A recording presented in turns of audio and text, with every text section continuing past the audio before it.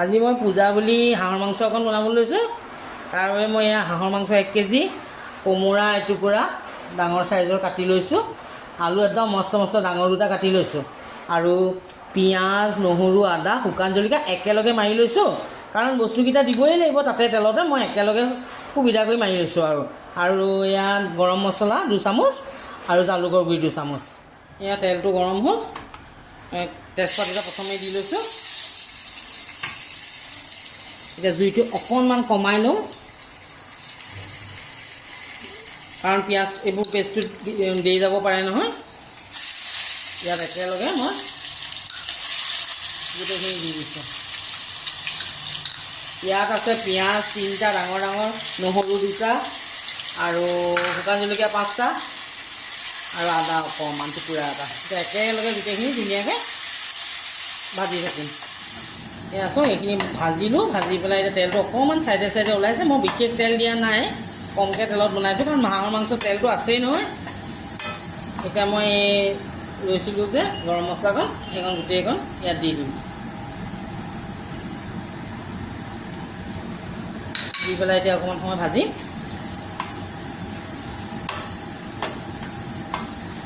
অকণমান ভাজিম, বেছি সময় ভাজোঁ।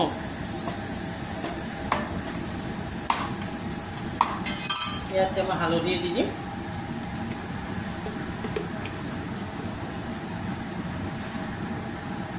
মাংস অনুযায়ী হালধিটো দিম আৰু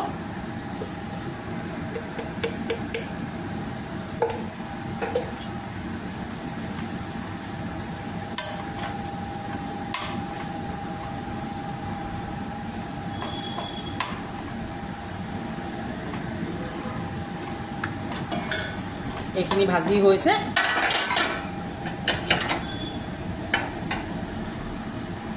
মই এতিয়া অকণমান পানী, এচিকোটমান পানী এনেকৈ দি দিম। এতিয়া মছলাকেইটা মিলি যাব। আৰু বিশেষ মছলা দিয়া নাই, দেখিছে ন, অকল গৰম মছলা কাৰণে দিলোঁ। হাঁহৰ মাংস এনেও খাবলৈ ভাল লাগে, বনালেই লোভ লাগে ন।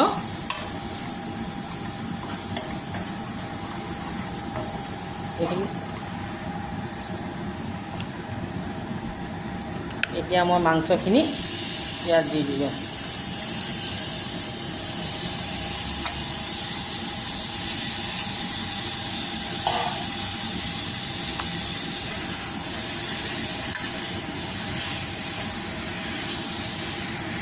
ধুনীয়াকৈ লৰাই দিছোঁ। এতিয়া ওপৰত তল কৰি লাহে লাহে লৰাই থাকিম। আৰু এতিয়া মই নিমখ দিম, মাংস চাই পেলাই নিমখটো দিম।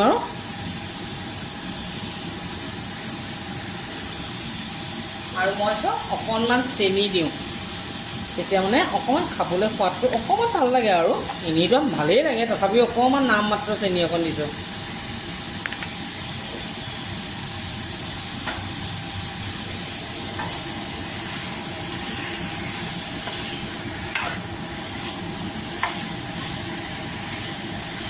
এয়া অকণমান এনেকৈ ধুনীয়াকৈ লৰাই মেলি ভাজি, মই এতিয়া কোমোৰা যে কাটি লৈছিলোঁ, সেই কোমোৰাখিনি মই অকণমান ডাঙৰ ডাঙৰকৈ কাটি লৈছোঁ ন।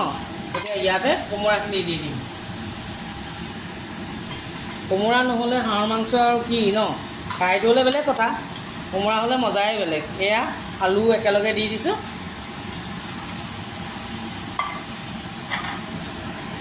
এতিয়া সুন্দৰকৈ লৰাই মেলি ধুনীয়াকৈ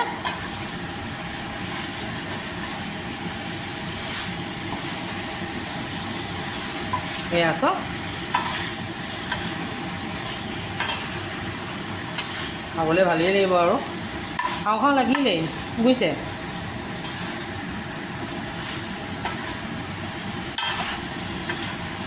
এতিয়া ধুনীয়াকৈ ঢাকি থৈ দিম 10 মিনিটমান, খুব কমকৈ জুইটো দি পেলাই ঢাকি থৈ দিম। এয়া উতলি আছে, কোমোৰাৰ পৰা পানী ওলাই আছে। মই এই কোমোৰা উতলা পানীতে মানে বনাই থাকিম। ইয়াত এক্সট্ৰা পানী নিদিওঁ।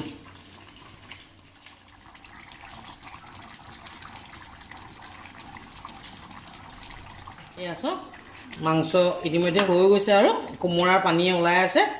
এনেকৈ সিজিব, আৰু বেছি দেৰি সিজাব নালাগে। মই এতিয়া জালুকখিনি ইয়াত ধুনীয়াকৈ যিমানখিনি লৈছিলোঁ চব দি দিলোঁ দেই জালুকখিনি দি দিলোঁ দি পেলাই মই এতিয়া ধুনীয়াকৈ একদম লৰাই দিম তাৰপিছতে আৰু 5 মিনিটমান উতলিবলৈ দিম তাৰপিছত মোৰ হাঁহৰ মাংস হৈ যাব ধুনীয়াকৈ পানী একো নাই দিয়া আকৌ দেই মই ৰেডি হৈ গ'ল এতিয়া গৰমে গৰমে ভাতৰ লগত খাওঁ আৰু আপোনালোকে যদি ভাল দেখে মোক ছাবস্ক্ৰাইব আৰু লাইক কৰিব দেই